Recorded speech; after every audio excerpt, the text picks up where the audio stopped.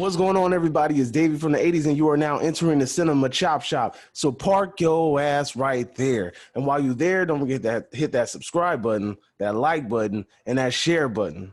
All right, so today we are entering day 2 of In the Month of Madness. So I'm back today with another recommendation of something that you should watch for the month of October. And honestly, what would the month of October be if you didn't watch this next film? So let's dig into this goodie bag. The 1973 hit, boom, The Exorcist.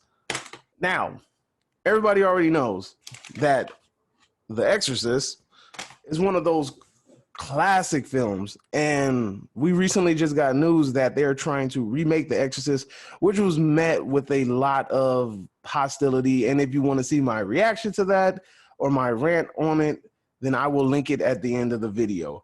But we talking about the 1973 classic. So The Exorcist is essentially this story about it begins with this priest who's at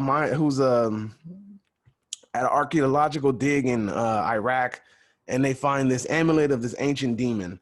Flash forward, we meet this family of this famous actress, and her daughter's playing with a Ouija board. And I'm assuming that this ends up resulting in her being possessed by an evil spirit. So the rest of this movie is basically the mom trying to find a reason for her daughter's bizarre behavior, and eventually figuring out that her daughter is possessed by a demon, in which she has to ask for the help of a priest who then tries to give her daughter an exorcism. And at the end of the movie, you'll find out if it worked or not. So, my thoughts. In all honesty, Linda Blair as Reagan does an amazing job. Like, hands down, she does an amazing job as Reagan. Also, the team behind the special effects, the makeup, the practical effects and things like that did an amazing job. Like, this movie makes you really feel like whatever you're watching is real. And that's what I like about these older films, is that the practical effects and everything seem authentic. Newer films use too much CGI and it looks super fake. When you watch these older movies and you see how they use the practical effects, you realize that, you know what, this makes it more realistic. Also, if you guys are interested, Shudder has an exclusive called Cursed Films, and in Shudder, one of the films that they said is cursed is The Exorcist.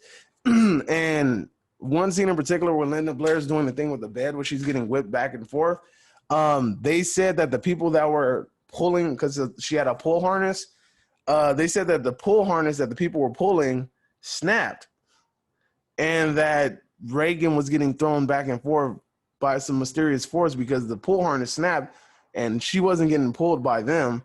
Something else was pulling her. So that's pretty freaky and creepy in its own.